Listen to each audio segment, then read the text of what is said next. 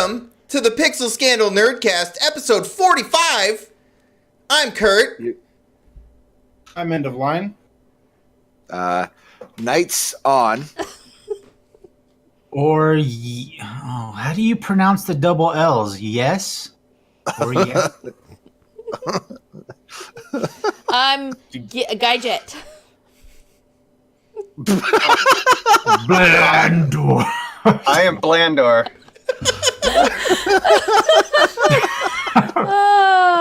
This is going to be an awesome show, guys. Tonight's spotlight topic is going to be on playtesting. But before we get to that, Nitson, would you like to tell us what our announcements are for tonight?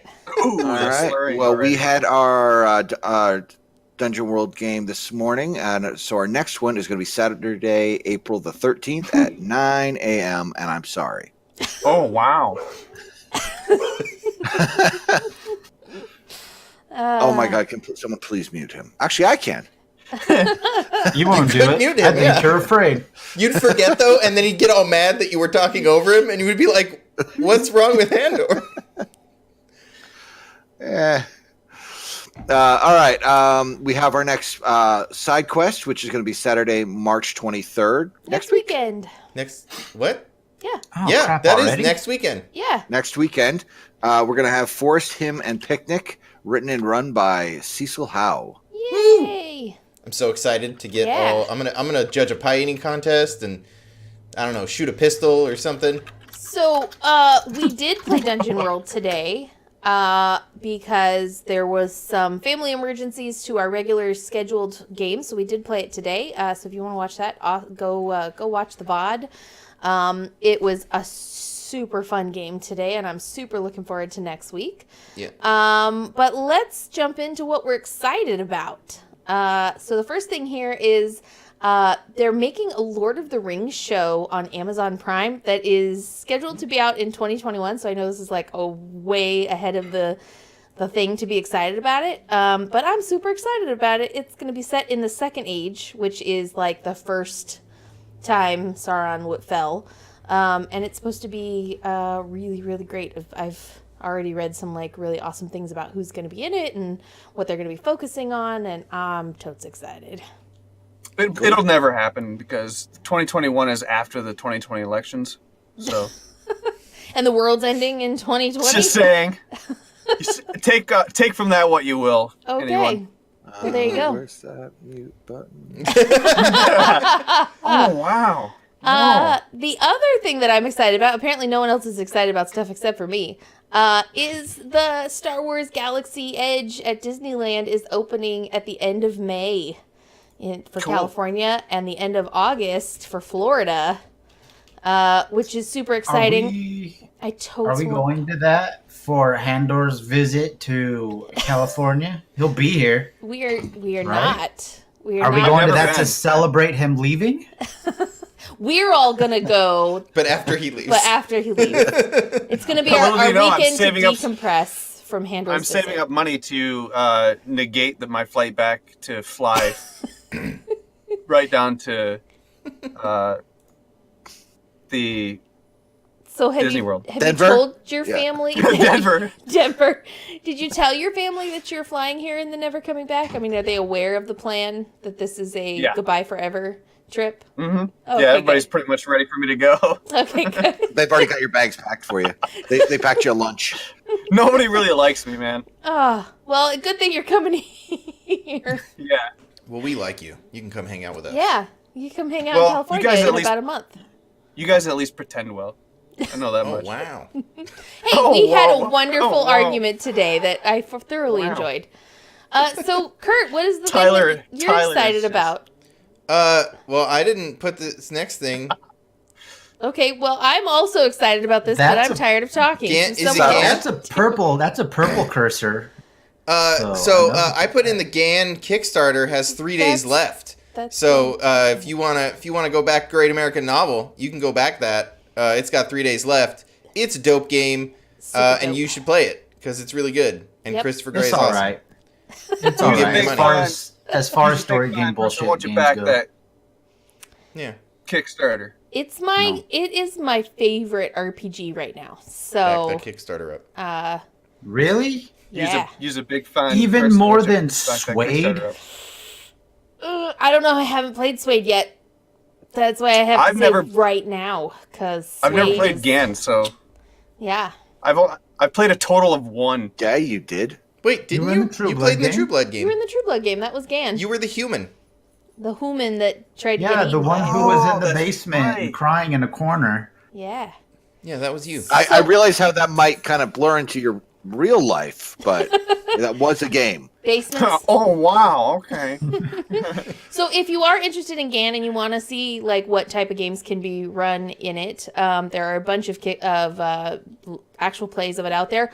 Ours is my favorite. So you can, if you want, go back and watch that side quest from last month and see how awesome that game is. Yeah. So now that I know that I played in it, I can definitely say that GAN is dim as shit. It is. That's not a thing. It's not catching on. Fetch trying to is make not fetch happen. happening. I think if you bring it up like maybe 12 or 14 more times, it might become a thing. So just Maybe. keep at it. Stop trying to gonna put the try. pussy on the chain wax. I don't know what that. I don't think that. I love that episode. That was Feel very free to Google good. that. So let's move on Key and Peele. to Key and what Peele. we played recently. And you guys have been playing Division 2 this week. Oh, Have How- we? trying to. How is We that keep getting going? interrupted. It's just like Anthem without the Yeah. rocket jets. And it I mean, works. would you like to tell Yeah. Kurt and I more about it since we're not playing Division 2? Yeah, sell it to me. No, because you're not gonna play it. If I was gonna sell you on a game, I'd sell you on Final Fantasy 14. Secret World is doing a cool Equinox thing this week. I want to go play that. Tell me Wow, more you about just Division destroyed 2. chat. Cricket. You just destroyed Just nothing. No, it's Nerdcast. basically everything that the first game was, but more. Oh, okay. Mhm. It's quite what it is. So Are if you just if you dumping liked that the ball first out game, on the floor off camera? Yeah, it's a tactical shooter, tactical cover-based shooter. And if you like hiding behind things and shooting at guys who are coming at you, or moving around other guys so you can get behind the things they're hiding behind, just to shoot at them, then it is a game for you. Ugh, that sounds awful. yeah, I don't want anybody coming at me. It's yeah. I mean, it's, But not even if they're hiding behind things. No, definitely not if they're hiding behind things. Okay. it's fun. Like my favorite parts of it are the mission layouts. There's some really cool environments, but my favorite part about it is like the cooperative stuff. Like when you're communicating with your squad mates and it's like, oh, I'm on the left side, cover me. There's a sniper. I'll provide suppressive fire while you get into position. Stuff like that. I like Nice. it. Don't pretend like that shit happens in your crew. That happens constantly. Bro, Happens you all the don't time with us. You bailed on us to go play with level 2 friend of yours. Somebody's gotta teach him how to play. Endo, Unfortunately, it's you. how are you liking Division 2? I'm enjoying it a lot. It's it takes all the things that I did not like in the first one and fixed it. Yep. It feels like the gripes we had for once they listened, and Ubisoft really put a product out that I think most of the people who are disappointed in Division 1, if you could kind of like push it off to the side and treat this game for what it is, it's absolutely phenomenal. Yeah, they totally fleshed it out, man, from top to bottom. Like Randall pointed out, we were like just for probably 15 minutes while Weasel was doing the first part of the quests so that we could group up. We're like looking at little things, and he's like, "Oh man, there's even dust through the lights," you know. And we're like, it's the little things that they've really paid attention to. If there was an Oscars for video game settings, this would like don't even have a second or third or fourth option. This would win without any question. Yeah, it's pretty funny because I came into it going, it's hard to beat New York for being iconic. Like, it's very easy to go down the streets in New York and go, this is New York. I know exactly where this is. I've seen this. This is on every single television show, every movie. This is where we are. And it still feels real. From the street layouts to the way buildings look, everything feels like it belongs. Mm-hmm. That's awesome. And one thing I will say, especially coming from Anthem, it's a co-op game done right. Mm. And what I mean by that is Anthem was a big game about, all right, go do your mission, come back, here's your single player, go talk to everyone and enjoy voiceover dialogue, which is fine for a single player game. Right. They don't do that shit because you have 4 people all going at slightly different paces and it drives you insane. Mm. Instead, all of the story is told through voiceover in the mission while you're shooting things. Yeah. Nice. Or in little It's cell great. phones that you pick up and listen to while shooting things. Yeah. Yeah, I like how they do the hubs, like the safe houses and stuff. Because when you're in a safe house, those are, you could see other people, like there's random people walking around the safe house doing their thing, crafting, stuff like that. But then as soon as you leave, it becomes instant. So the whole city is just you and your team. So there's no fighting over spawns or camps or anything like that. It's just, hey, we're in town. Who's that loser? I don't know. I'm going outside. And another that's critical Handor. difference. Oh, hey, where's this thing that I need to click on? Damn. It's right here. Yeah. Sorry. Oh, I can see you and walk over to it. Oh, okay, that works. Nice. Yeah. That's No, I'm awesome. having fun with it. I didn't play a lot of Division 1. But yeah, I like this. This one's fun. I really like the cooperative teamwork part of it. We haven't done the Dark Zone don't PvP say. area yet, so I'm holding off my final judgment for that. I may be uninstalling, but we'll see. I was No, gonna that's say, actually a big. I'll most likely kill you in the morning. Here's the thing: the Division 1, you could not have done end game in Division 1 at launch was the Dark Zone. It was PvP. Mm. Yeah. That is, in Division 2, that is one of the end games. So poor Oreztes, or Oreztes, Yes, or yes, or less, or Or yes, yes. Yes. Or roll the yes, double tees. L's. Or Okay. yes, Or yes, actually can play Yes, tease. end game and beyond, and Yeah, actually it get can. some and progress and whatnot. yes, So. Yeah, even though I don't get any loot because you jerks keep taking all the yellows. I don't get shit. I got literally one drop sniper rifle. Immediately had to give it away because I'm not allowed to have sniper rifles. I'm only allowed to have light machine guns and shotguns. No, that's What that's about bees? the thing that works. Are you allowed to the one- have bees? Oh yeah, obviously the bees. all the bees. The one bees. thing that is nice though is that once we do get to our capped gear levels for the tier, you could just literally throw all the shit. It's like, all right, well, I already have a really good holster. Here you go. And just start throwing shit at each other. Power level everyone. Yeah, Nice. and trading is very nice. Can't do that in Anthem. All right, so moving on to something. So Kurt and not I interesting. played a board. It is interesting. It was really good. Or yes, Or Why don't you yes, sell it to us? So Kurt got me the board game Fog of Love for Valentine's Day, which we have had no time to play because we are stupid busy people. But we found time last night. Yay. So we played Fog of Love, which is a board game where you basically play out like a rom-com while you're playing the game. And it was really fun. Like it's supposed to be that you're not the two people that are playing, that you are. It says it over and over again in the rules, probably so couples don't get into fights because they it's like fight. exclusively sold at Walmart, so like it's not like a game marketed towards role players. It's Yeah, but it's really really neat. I didn't even know it was a Walmart exclusive. I would not have thought that. It's Oh, really? I did not know that. That's Yeah. super weird. That's so weird. I mean, the thing that Kurt told me last night that I thought was super awesome is that there are, like, the same game, there are different boxes that you buy, whether it's like a heterosexual couple or a gay couple or a lesbian couple, like you can buy it Because the cover is just 2 silhouettes? Yeah, the cover is just 2 silhouettes, so you can buy the one that you're comfortable with. But then no matter what box you buy, you have the option to play your characters in whatever way you want to. So that was kind of neat. And I think the most interesting thing is that we played through the tutorial, which is like called the First Love Story or something.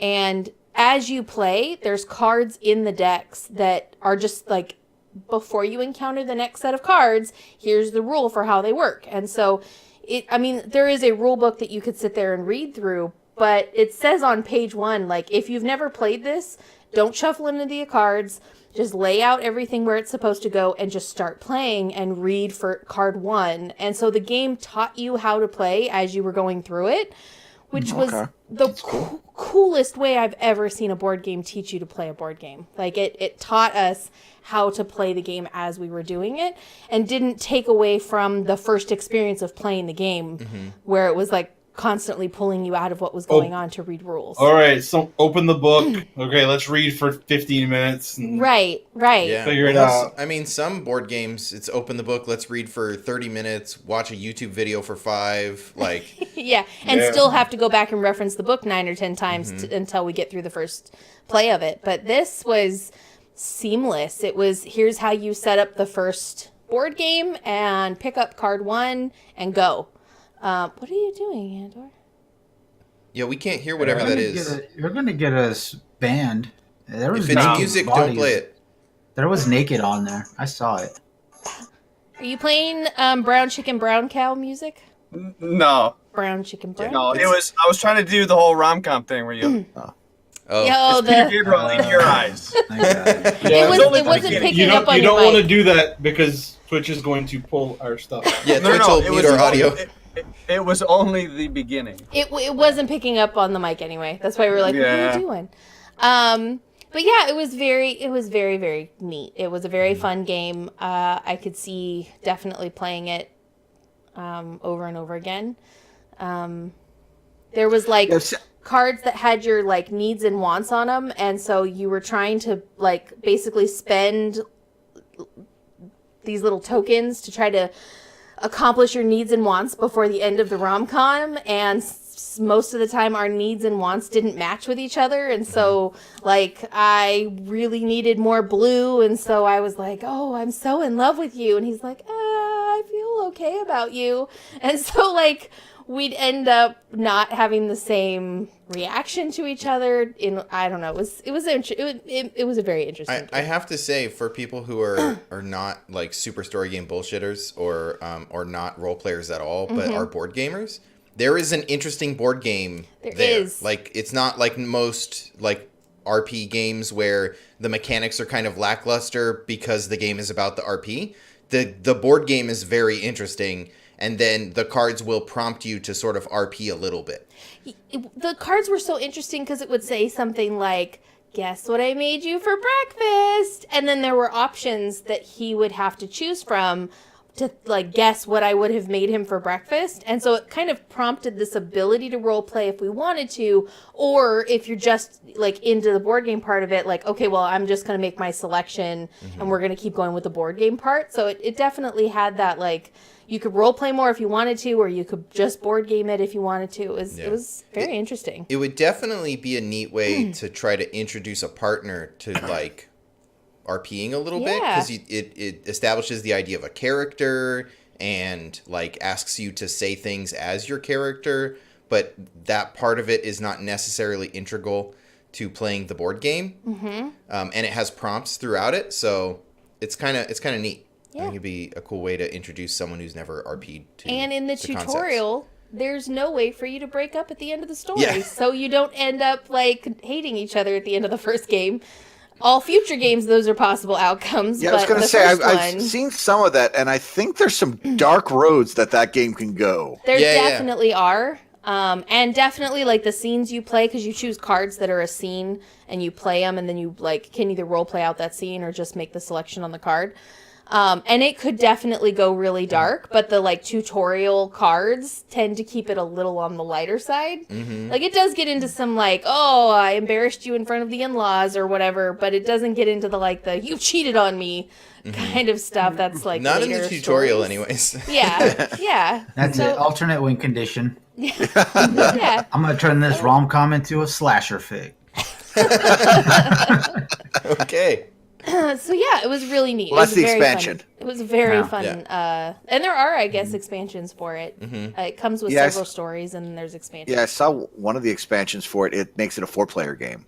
Ooh. Right, because two people are like the friends trying to guess if they're going to stick together, or you play the other two people play the ideal versions, like the version you think of yourself as. okay. You know what? Your best, your internal self. I thought you were gonna say they're like Mormons or something. The sister wives and all that. No, it's The two Mormons that come along to all your dates. You just Fog of Love poly edition. Yeah. Yeah. But it was very, very Swinger fun, party. and I definitely recommend it. It's a really fun game. Yeah, it was really good. So that's Fog of Love. If you have trouble remembering, it's like your state of mind after you've been chloroformed. Oh no.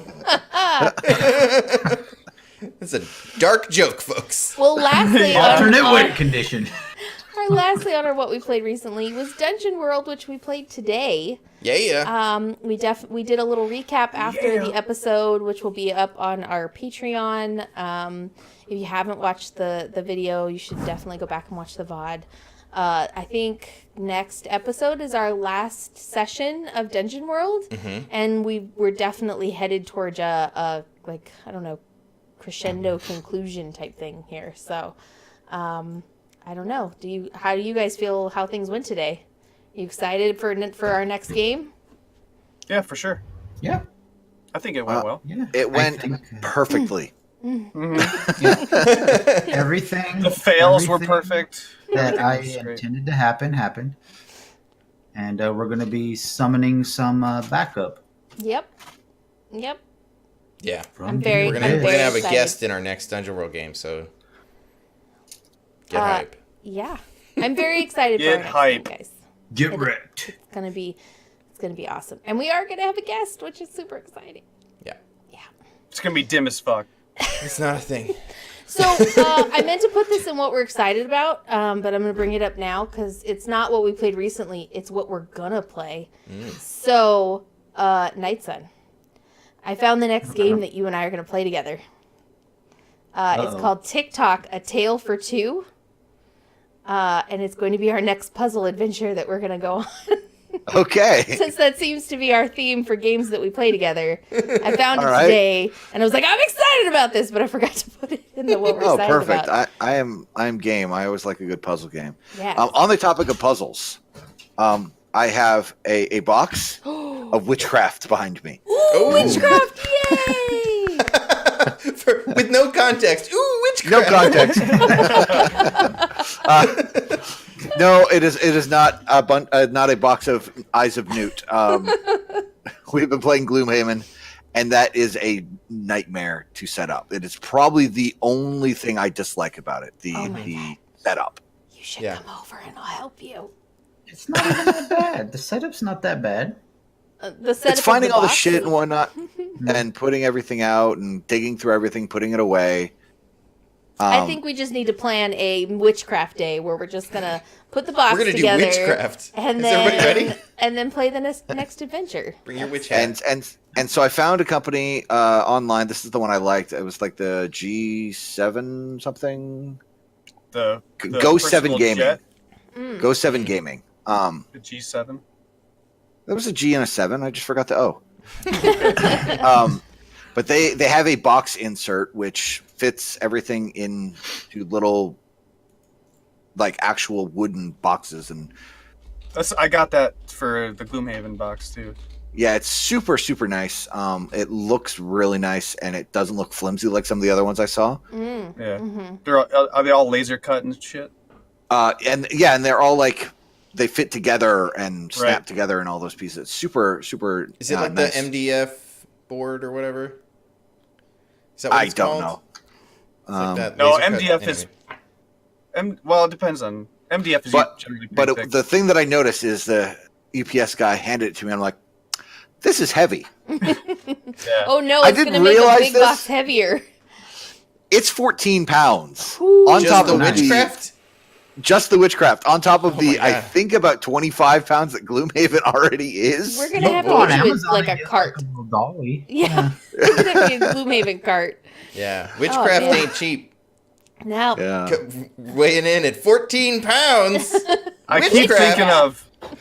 thinking of you guys. You're getting into witchcraft now. We're gonna have an episode of what was that movie with the girls?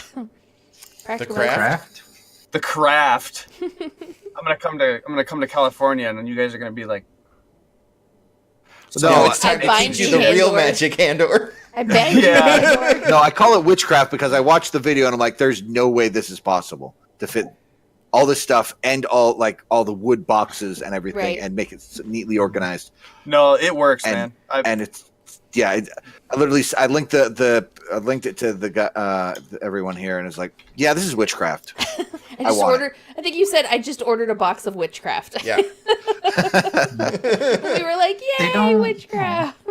I wonder They how don't much make it's a like the set one I got. they don't make a set for Kingdom Death. Aw, you need witchcraft for that box for sure. Box definitely needs I think the witchcraft. biggest problem with Kingdom Death though is all of the minis are just so oddly shaped and Yeah, they're really intricate. weird. That it doesn't like in this. All of the minis for the players actually fit in their little box. So Mhm. each class gets their own box. Instead of a bag of Mini goes in minis. the box. Yeah. Mhm. In fact, the Guys- top secret box that has more than one character has a slightly bigger box, so you can fit both characters into it. Right. Ooh. Guys, my some wine is really hitting me. So let's move into our spotlight topic for tonight. Oh, right. Because I've had some wine, and we should get to the meat of the All show.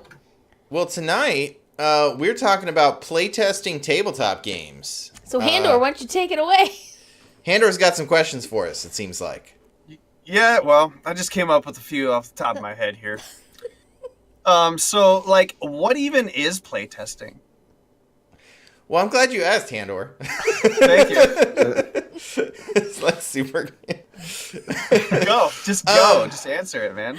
So playtesting is the act. I mean, a lot of people have on this show might be familiar with it. Playtesting is the act of taking a game that you've been working on or designing. This could be something you're testing for rules or a module that you've written. Anything that you want to get in front of people, see what they do with it, and then make changes afterwards. So Okay. it's a process of designing by iteration and getting it in front of people so that you can see how it works in real life. Playtesting for me is playing the same game over and over and over again. With 5% differences in between them. Yes. Oh yeah. What do they call that? What do they call that? Insanity. Right. So, next question then? Yeah. Sure. Okay. Say it right. I don't even know how to say it now because I've been saying Owen Wolf and shit. Is that what started this? Yes. Yeah. I don't know how to do We're it. no longer I letting did Kurt not write write the interview WoW. I questions. did not write WoW. Someone else No, wrote I that. Someone else modified put it. that then? I modified it after he started Okay. going off on a tangent. Oh wow! But like, why? Don't do the Owen Wilson voice. Okay. Oh, okay. Man. Oh, You're Christopher You're Walken. Let me get this. Let me try This to get is taking this. too long. I'm just going to talk about playtesting. Oh, I'm kidding. Go but, ahead. like, why? No, you just go ahead with that one. Oh, but like, why? I don't know. I've got one. Why playtest? I'm glad you asked, Handor. Yeah. What are the goals? So I mean, the goals of playtesting are obviously to better your game through iteration.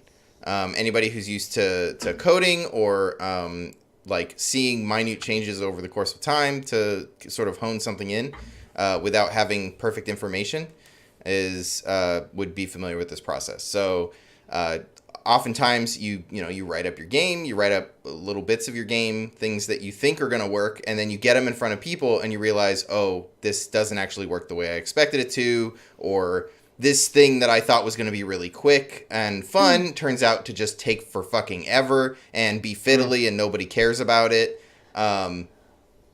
So like the goal is to better your thing through iteration, to hone in on things that aren't working, see how you can fix them, make changes, and get it back in front of people again so you can. Well, I feel like playtesting, not just for when you're writing a game, but also playtesting, like you're going to be running this at a con, is also an important reason to do playtesting. Right. And so when you say like goals, sometimes the goal is, I've written a game, can it fit in the 4 hours for the con that I'm running at? Or does the clues that I've made up for my mystery actually make sense? Or, are my players spending more time on something that they shouldn't? And so whether you're writing a game, like a from scratch, making up your own game, or playtesting something that you're wanting to run somewhere else where like maybe the success of your game has a little more weight to it, the goals are going to be like, does my game do the things that you want it to do? My game slotted at 8 p.m. Does it or does it only work for sober people? Right. I mean, that's a good question. That is a very good question. If you want to make sure that you're running a game in the evening and that your players are going to be drunk, provide drinks for your friends. Get them real drunk and then let them play test your game for you. So then, I don't know. What's that, Handor? I don't know what this means. I'm not sure what Blake Grind Batman is saying here, but he says playtest everything or just. Yeah, go ahead. Sorry, I started talking over you. Yeah, no, man, you take it, man. It's yours, dude. All right. Take it. Playtest everything or just new parts if you are using X systems, basic moves, gear, etc. So we're sort of talking about playtesting in a general sense and honing in on different parts of playtesting, I think. I would say that it's usually a good idea to playtest the whole thing when you've made big changes to your game. Like if you're writing a game and you're trying to figure out like, oh, did my big change affect the outcome of the game or the fun of the game? Like it's a good idea to run the whole thing. But if you're just changing like small aspects of the game, there have been several times where Kurt's writing a game and he's said like, hey, will you sit down and play out this like 10 minutes of this game that I'm writing to see if these mechanics work the way I expect them to. And then we'll roll some dice and we'll test out just that, and not the whole like 2 hours of the entire game, but just that change in that one piece of the game. So I think it really depends on how big your changes were from your playtest to the thing you're trying to come out with, on how much of it you have to replay test. So I think something really important. Oh, go ahead. I was going to say one thing to keep in mind, though, is small changes aren't always small. Right. So just because you've made a tiny change that only affects maybe the first 2 turns of play, you still, at some point, need to revisit how that tiny change that ripple effect can ripple or butterfly wing Absolutely. and completely upset the balance of a game. I think, yeah, exactly. Like Kurt will make little changes within a game he's written and we'll test out those mechanics. And then when he's made like several small changes, he's like, okay, let's get the team together and let's all play my game again. Because now I've made, 2 or 3 small changes that are going to have a large effect on the overall game. And so it's time to get the playtest group together to do this again. I think something important is knowing what you want to find out when you playtest. I mean, the first playtest of a game might be, is this a game? Right? That's a good question to have. But like, knowing is this fun? Knowing what you want to get out of your playtest, it can be a really important part of making sure it's a successful playtest. And so establishing, I want to know if this mechanic works versus I want to know if this game is enjoyable to spend 4 hours doing. So those are different things you might want to find out. Yeah. Well, it's no different than testing code for that. You build a driver, which is you put in some inputs and hope to get something out. You design your test around I'm going to test these mechanics.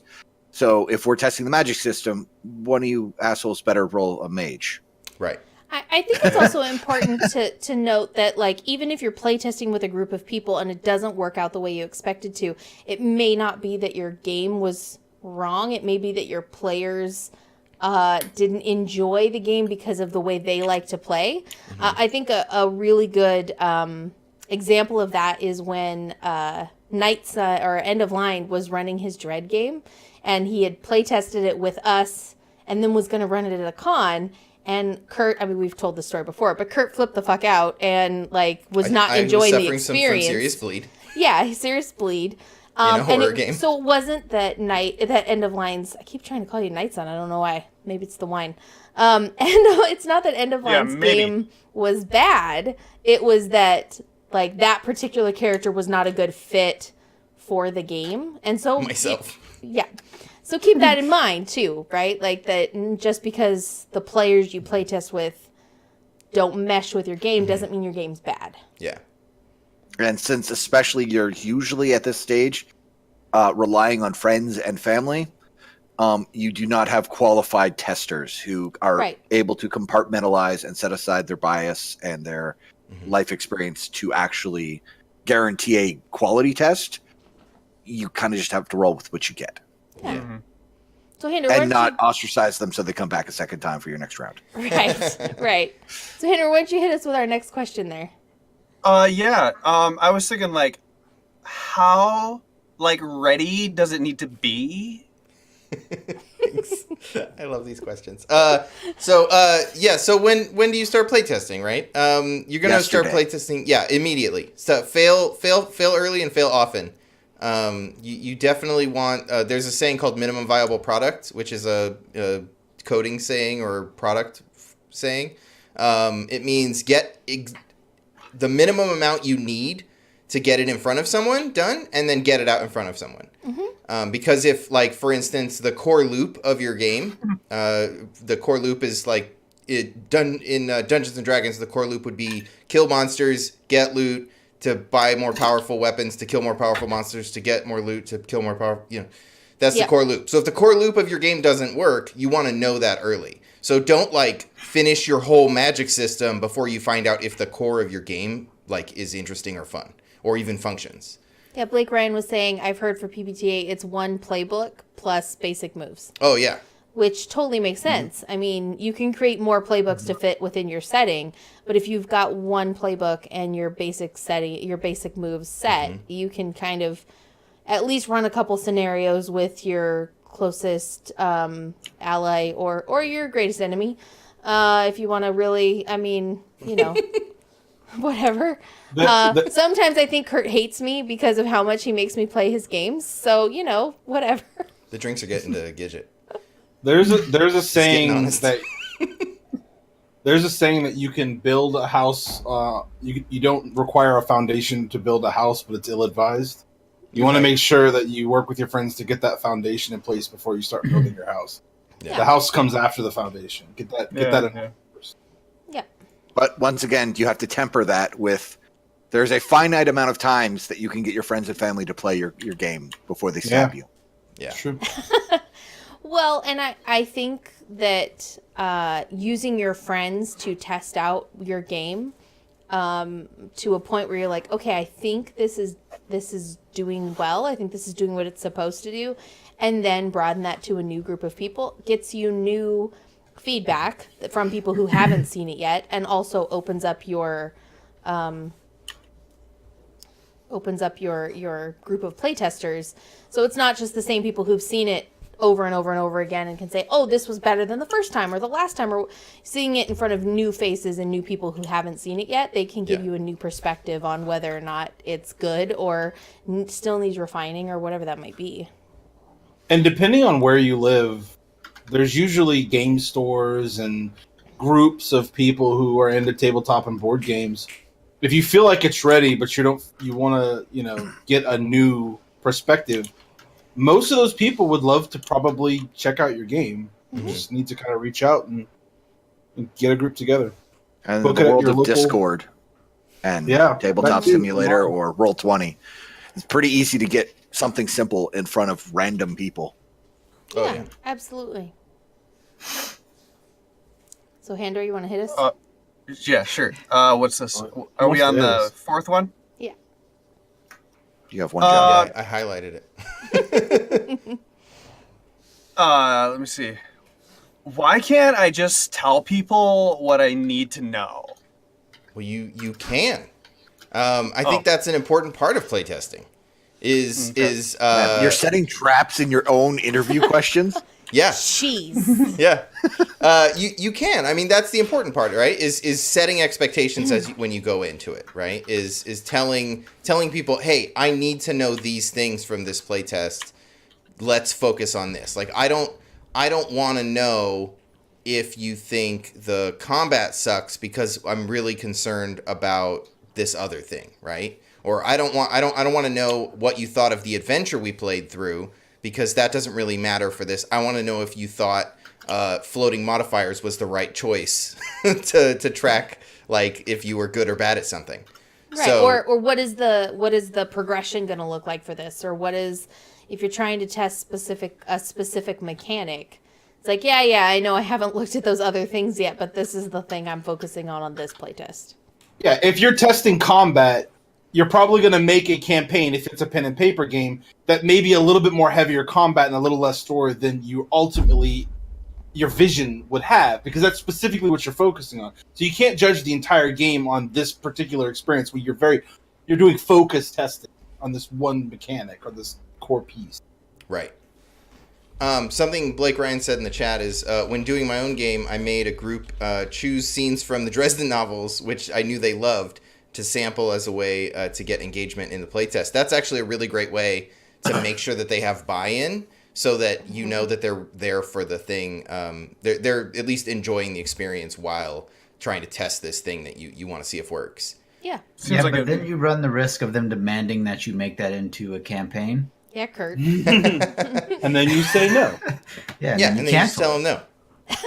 But part of setting those expectations is giving them, this is what I want to know about. So don't, like, when you're playing it, if you have something you dislike, don't really worry about it unless it's these things I specified, right? Because, like, the game might not be completely done.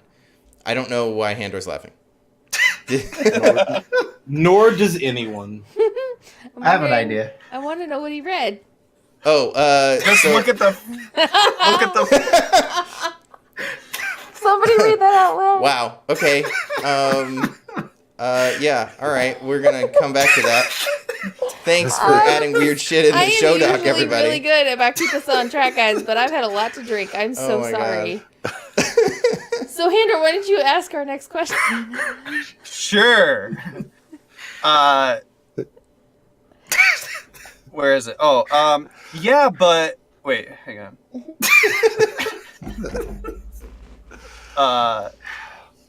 Yeah, but everyone is like, do this, do that. It's a lot. I know, it can be a lot. Okay. And there's a real problem with when you're dealing with people who aren't familiar with testing things, because they're not going to know how to give solid feedback. Mm-hmm. And so I deal with this a lot as a creative professional, giving designs to people who aren't skilled at giving design feedback. The first thing people try to do is they want a solution, right? They try to give you how they would fix the problem without telling you what they think the problem is. Mm. And so a big part of understanding and digging through feedback is asking follow-up questions to find out what they think the problem was and not what they think their solution should be. Go ahead. Well, I was going to say, when we played Kimmy's game, that was something that when you were writing your feedback, you were purposefully trying not to solve for her some of the, like, concerns that we had as a group when we play tested. You were just trying to tell her your concerns, even though we were like, yeah, but this is how we think she could, because as a designer, like, you need to be able to come up with the fix for a problem in the design way that matches your game and the design that you're going for. Mm-hmm. And other people may not have the same design or the same game in mind, and so it's better to give the designer, like, these are the problems I've seen, and let them come up with solutions, because you're not designing their game for them, you're just telling them the things that aren't working. Right. Well, see, when I gave my feedback, I was like, here is what I would like to see, this is what my concern is, and how I would, because, like, when I'm at work and I get a request from somebody who's like, hey, I would like a report that shows this information, but then, like, if they give you a source of information and then they're just like, I want this, but they don't offer any feedback on or any guidance on what they want, that to me is infuriating and frustrating, because it's like, here's a bunch of crap, give me something useful. And it's like, okay, well, I can give you what I think is useful, but that's not what necessarily you're going to want or what you need. So for me, like for a designer, you might be like, well, here's my thoughts and I'll just let you run with it. But for me, like when I'm doing coding and shit, it's like, no, you tell me what you want, because if you just give me a bunch of data and say, just give me something, you're going to get stuff that you might not necessarily want or need. So just tell me what you want and let me give it to you. So that's why when I do feedback, I'm always like, here's what I would do. Go ahead, Nightson. One of the like old design adages are players are really good about telling you what they don't like. Yeah.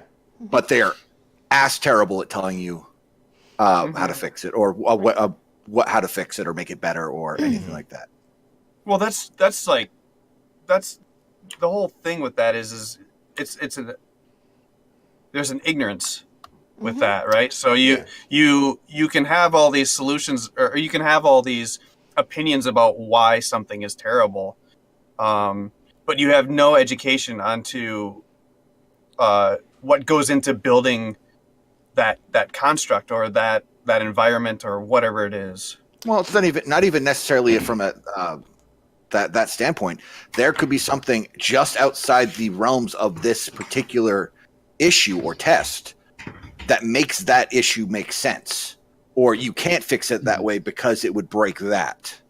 Right. Yeah, I think that designers also fall into the trying to make everybody happy pitfall, where you get a lot of feedback and you want to make the game that makes everyone happy, and sometimes you have to ignore some of the feedback because it doesn't actually fit in to the game you're designing.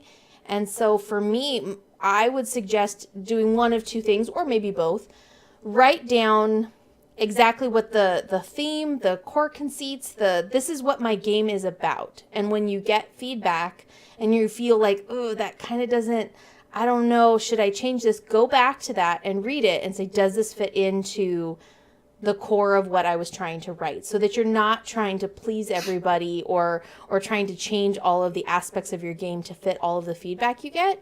Or have someone in your life that you talk to you about your game that can remind you, like, hey, don't forget, this is what you wanted your game to be about. You don't have to take every piece of feedback that you get and change the game to be that. And so I think that is a big part of understanding feedback, is that some of it, even though is great feedback, doesn't actually fit into the game that you're writing. And it's okay to ignore some of the feedback because it's not the game you're writing. And not only is it okay, it's imperative. You have to do that. Your game will never, even trying to seek out to please multiple audiences, is going to do nothing but weaken your game in the long run. You can't make everybody happy. It's impossible. Make a game you want to play is probably the best thing I could say. It chances are, if you would enjoy playing it and this is something you're interested in, you'd be excited for, I guarantee you there is zero chance there is not a subset of people out there that would feel the exact same way as you. And that's why I say, like, write down the core things about your game so that as you get feedback, you don't get farther and farther away from what that idea was and what you want your game to be. That every piece of feedback needs to improve upon your idea, not change your idea. Yeah. Nightson, you had something? Oh, I was just going to say, to run counter to that, just don't treat anything as sacred. No rule, no mechanic, no nothing. If it might not work, a portion of your core conceit might not work. It might have sounded really good in your head. And you're like, oh, it's not. Whoops. Right. Yeah.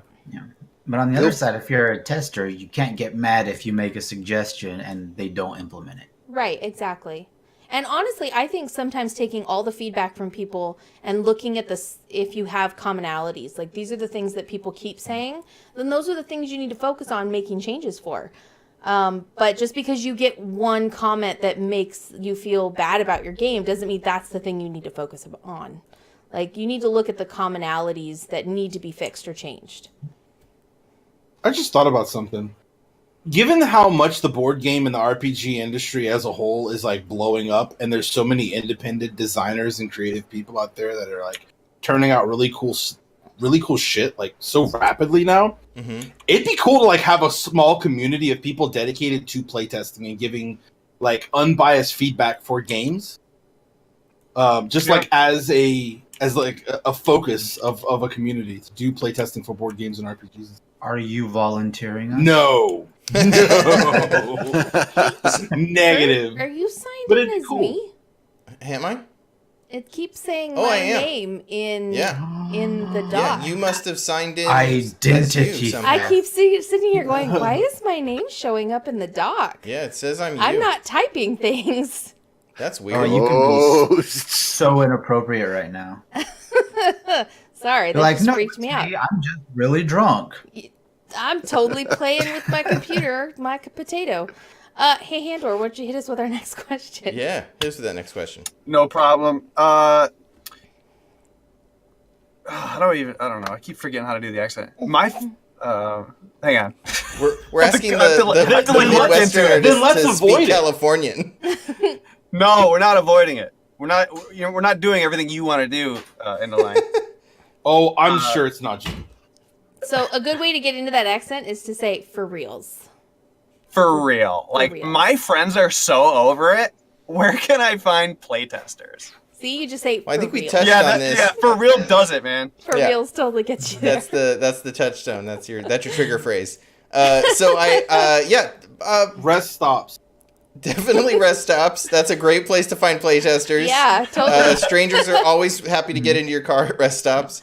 And bathrooms at do the a little park. role playing. Happy to get into something, I'm sure. Definitely spend a lot of time on setting expectations if you're going to pick up playtesters at rest stops, but I think they're going to be into role playing. So I think it was said earlier that finding people online in the various discords is such a great place to find playtesters because it opens up playtesting to people outside of your friend groups, and even if you have multiple friend groups, it opens it up to a larger audience for you. So there's and it doesn't several cost you a night. right. Yeah. There are several places that I've gone to find people to kind of help with playtesting and bounce ideas off of. Like they said, Discords are a good one. There's the RPG Talk Discord, which is really great. It has a game design channel which you can kind of hang out in and bounce ideas off people. Finding playtesters in that one is a little tough. I find the better way to get playtesters is to playtest other people's games and then hit them with your game. But and also just when you go to join an online community, because there's a bunch, right? Like you could jump in the Gauntlet. The Gauntlet is a online community for gaming. They have if you pay $4 on their Patreon a month, you can hang out in their Slack and talk to a bunch of really cool RPG people. There is a new tabletop forum on itch.io that just started up, and there is a playtesting forum in there, which I think is going to be a cool place to go and look for people to playtest games. But we'll see how that goes. I think it just launched like a couple days ago. But most recently, I mean, cons has been like a really great place for you to test things. Going to conventions and just running your games is a really good way to get a wide variety of people to see your game, because it gives you a chance to get it in front of different people over, like, instead of just showing it to your friends 6 times over a weekend, you get 6 groups of different people. And people who are already set on playing games. Right. Or your FLGS is a good place. If you can't make it to a con, your friendly local gaming store is always a good place. They usually have like a gaming night that you could come in and bring your game and test it out. Oh, yeah. Sorry, I interrupted. But definitely, if you're going to join a community to get to look for playtesters, go in and find out what that community's like first. Don't just show up and be like, hey, I'm looking for playtesters first thing, because you're probably not going to get a good response. You're going to want to join the community, talk to people, try to make yourself a valuable asset to that community. And then when you go to say, I'm looking for playtesters, people are going to recognize your name. They're going to know who you are, and they'll be more likely to try to, help you out. Absolutely. I'm out of wine, guys. Oh no. Yep. Let's hit that next question. Break. You just take a break so you can go get more wine. It's okay. What was the phrase again? The last question. For reals. Like totally for sure. For real. For reals. Okay, now I'm over it. When is it like done or whatever? I can answer this one. I'm done. I'm done playing Forest Mother. I just gotta say, I love the game. I love where it is. But sometimes knowing when it's done is not an easy place to find, like to say, okay, it's done. But when everyone around you is yelling at you, it's done. Move on. It's done, Kurt. It's probably done. Like, if you're asking the question, when is it done? It's probably done. That is a good way to look at it. When the Kickstarter is funded. That's like it's like one of those odd rules where when you're sitting around, I don't know if you guys have this rule, but we have it at here. It always seems to be the person that's asking whose turn it is, that it's their turn. Yeah. You know what I mean? Why? Why is that? So I have to assume it's like one of those things. If you're asking, is it? Well, sorry, I was going to say, to be completely honest, if you're playtesting it and your players keep saying like, wow, that was really fun, and they don't have any other like major constructive criticisms or feedback to give you, they're like, no, I had a good time. That was really good. Mm-hmm. That's a really good indication that it's done. I mean, if people are telling you it's good, that's probably a good time to say, okay, I can stop fiddling with it. Like, there's always going to be things to fiddle with it, but at some point when everyone around you is saying like, wow, that was a really good 2 hours, like I had a good time, it's time. It's time to push the baby out of the nest. Especially if you can actually watch a playing of your game, not be involved at all, and not have your personal energy or anything driving. And if you can have a group of people independent of you run it, and you're able to check off your boxes of the pacing seems right, the highs and lows come in an appropriate amount or at the right times, it meets your core conceits in the right ways, and everyone seems to have fun, you're done. Yeah. I definitely agree with that. Like the giving it to someone else to run, I think, is such an important part of playtesting, because you can sell your ideas to other people. You can say all the right things. You can remember that fiddly bit rule that isn't clear in the rules. Like, right. You personally, you're the one who wrote it. You can sell your game, but handing your rules to someone else and saying, hey, could you run this? And it runs well, and there aren't like huge gaps in like, ooh, this rule didn't show up, or this was off, or what, like somebody else was able to successfully run your game. It's definitely done. Oh, it's yeah. Yeah, that seems like that definitely seems like a very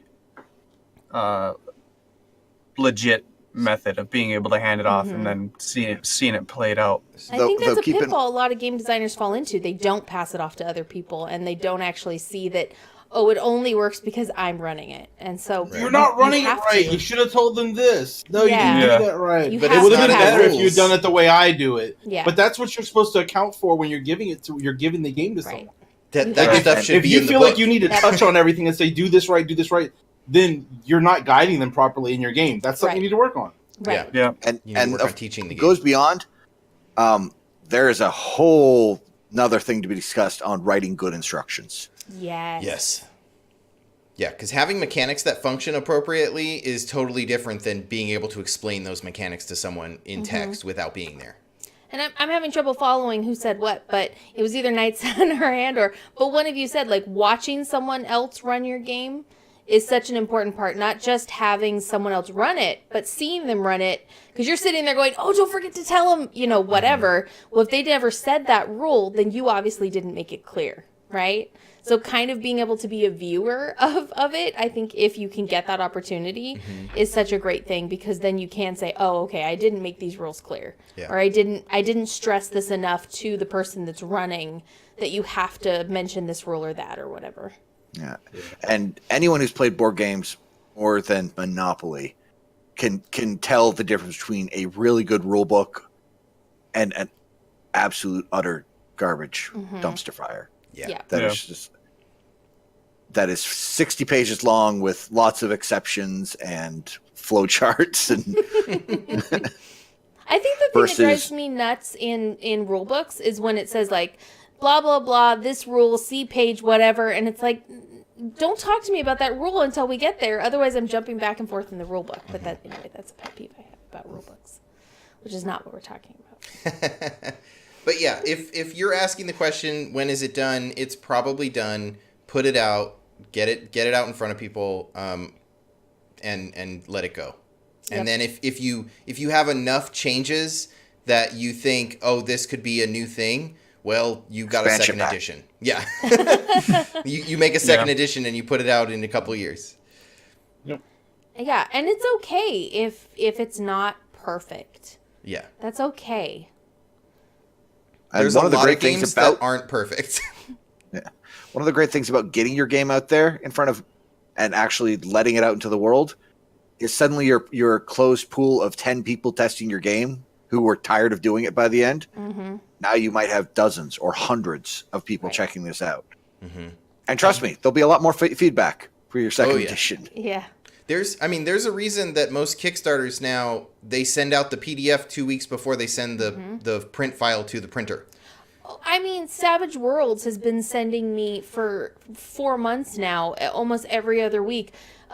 Here's the final PDF. And then a week later, just kidding. We found some errors because of some of you great people in the community. Here's the new PDF. And then 2 weeks later, just kidding. Someone found some blaring errors. Here's the new PDF. That has been happening to me for 4 months. We forgot the magic section. Right. Yeah. Like that has been happening in my email inbox for the last, whatever months it's been since the Kickstarter closed. And it's because they went, here's my thing. And then the community read it and went, oh, these things aren't right. You need to fix them. And that's okay. Like that's okay to go, oh, okay, we missed a few things when we were putting the PDF together. Yeah. And that's in a 400-page rule book. Yeah, exactly. A PDF entitled final _V6 _fix _ done.pdf is a real thing. There was definitely an email like last month or 2 months ago that came from the Savage Worlds people that said, look guys, this is the final edition that we're printing. We know that you may find an error, and that's okay. We're okay with that. But this is the final edition. Because they kept getting like, what about this and what about that? And it's like at some point, you have to be done. Yeah, at some point, you have to say, okay, we've made as many changes as we're going to, and we're done. And that's okay too, that there's going to be a few errors left, and you're just going to have to deal with it later in there will be errata online. Yeah, we live in the world of the internet. Errata is always available. That's only okay if you're doing tabletop or board games. If you're making a video game, it must be absolutely perfect when it ships. Day one patches are not a thing. No. Kurt, go ahead. No, go ahead. I shouldn't be reading. I'm drunk. That's okay. So Blake asked in the chat, do you aim the game rules at a member of the public or someone who has played RPGs before? It depends on your game. I think that's definitely a choice early when you're setting goals, right? Is this a game for people who are meant to understand the thing, or is this a game for laymen, for people who could just grab it off of a shelf or find it in a Walmart, right? Zweihander is sold at Target now. What is sold at Target? Zweihander is a big ass Warhammer 40K it's not associated with Warhammer 40K fantasy. It's like a different person, a third party made their own version of Warhammer fantasy roleplay. And it's called Zweihander, which is a name for a big ass two-handed sword. And it is a complex fucking game, but it's sold in Target. Like it is definitely meant for an audience that would not be familiar with role-playing games and pick up that game. So, like, that's going to have different goals than a game that is like, this is the 5th edition. We expect that you've played every other edition and should understand all of the stupid terminology going into it. Right. It's also, if you're putting out a hack, like if you're hacking Apocalypse World and you're just going to give someone a 20-page PDF of here are the differences between the other game and my game, you need to go read that game. That's a different thing than I have to rewrite all of the rules of this game so that someone could understand it from scratch. Well, and not to bring everything back to Savage Worlds, but I do. A lot of settings in Savage Worlds will say, like, you have to have the Savage Worlds core book to run this game.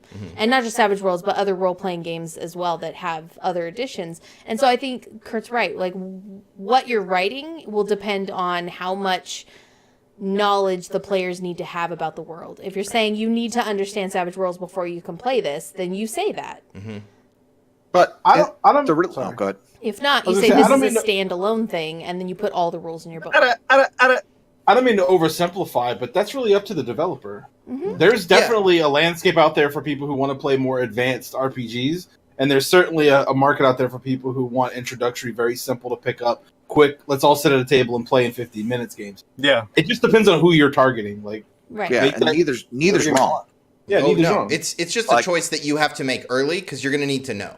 Yeah. How much rules I would never am I writing in my sit book? Gloomhaven down in front of my brother and say, "Hey, we're going to play board games tonight." Yeah. Right. That would not go well. But pandemic? Yeah, probably. Totally. Sure. Yeah, Exactly. the person who wrote the rules is writing it from this is my audience. And so when you're writing a game, you have to understand, who am I writing this for?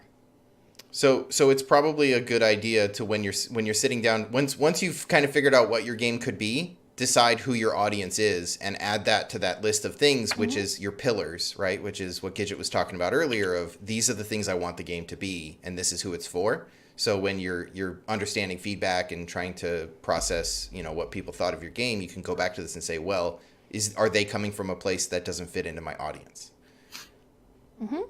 So.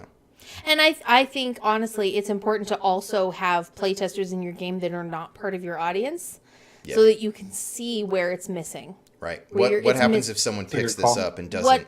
What happens if someone who's not, this isn't aimed for, picks up this game?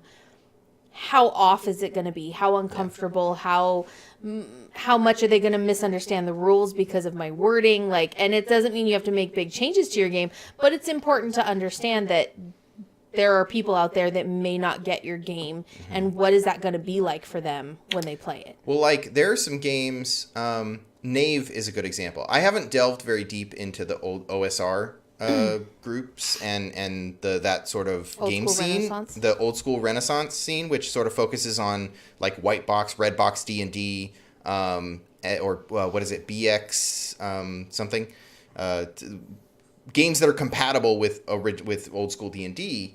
And so I picked up Knave and I started reading it and was like, oh, you could grab any spell from D&D and put it in this game and it'll totally work. And I'm like, great, I don't know what spells were in Redbox. I've never read the Redbox D&D, so I don't know what would be in Elf it. was a class. Right. Yeah. I do know that because I played AD&D once. But, so yeah. Well, so AD&D is different than D&D. I know.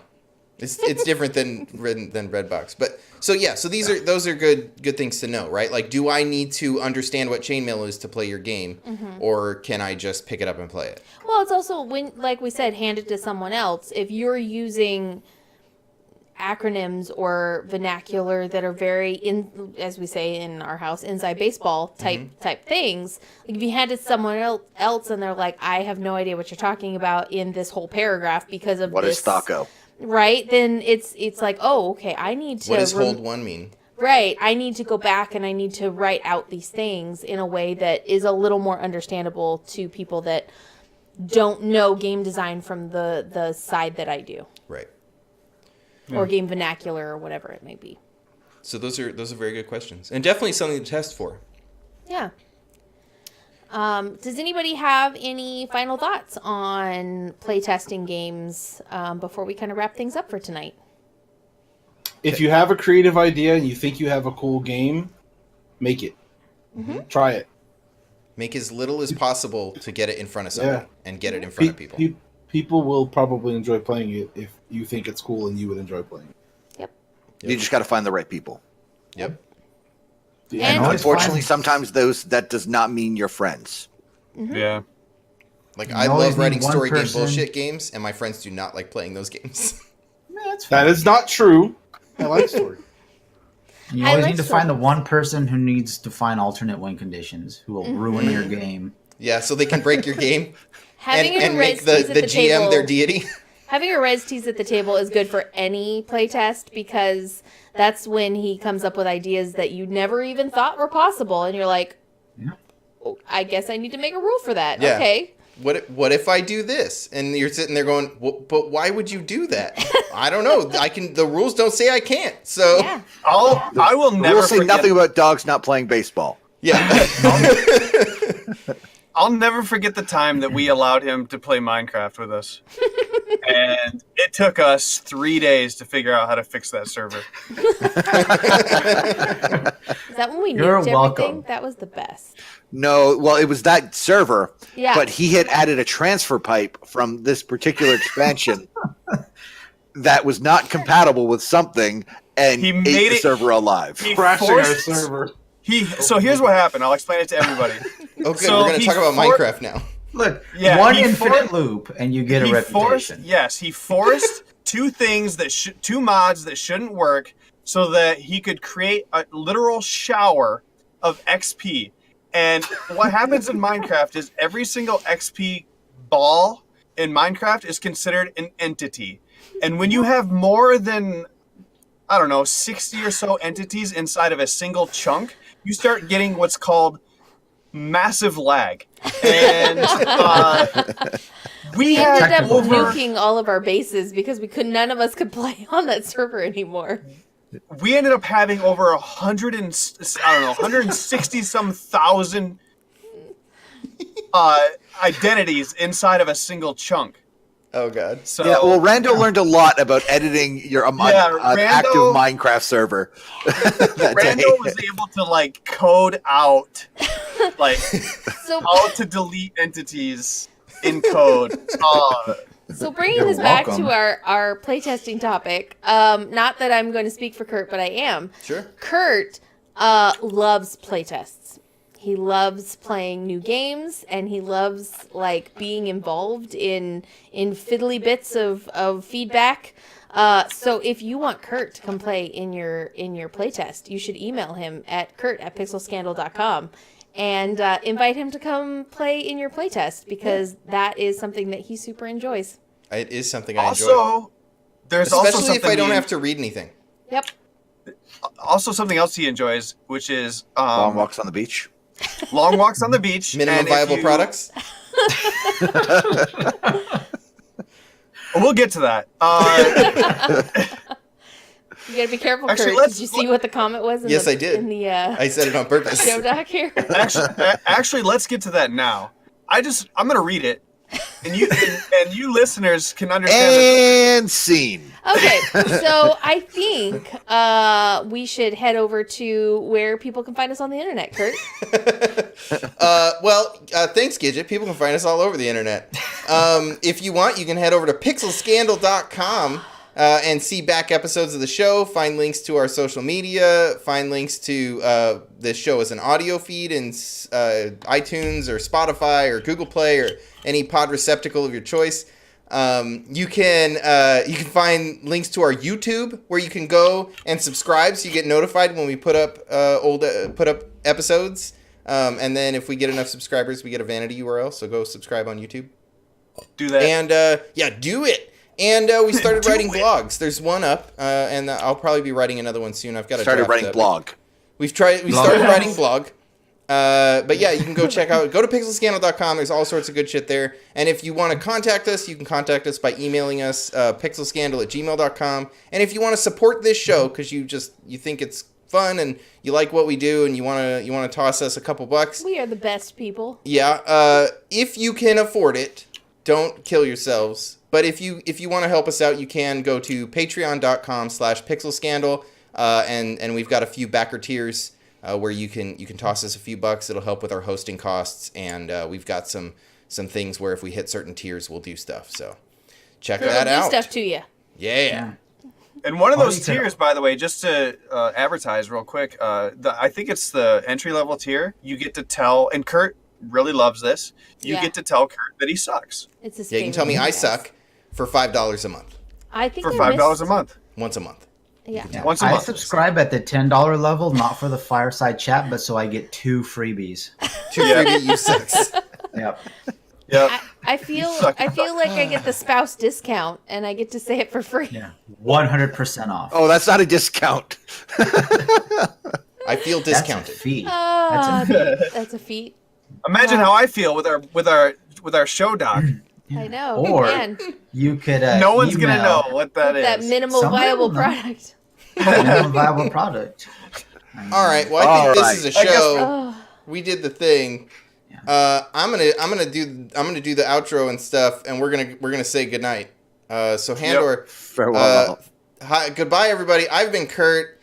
You guys can say your names. He is no End longer of line. Kurt. Good night. I'm Gigett. Nightson and stuff. Farewell. All I'm right. Handor. And then Handor, do you want to read your minimum viable product quote as I drop us out of the stream? Sure. So just so everyone knows, someone else wrote this. So this is a cast member that said this. Minimal viable product. This is what they think of me. Is what Handor calls his penis. Gotta get out in front of people.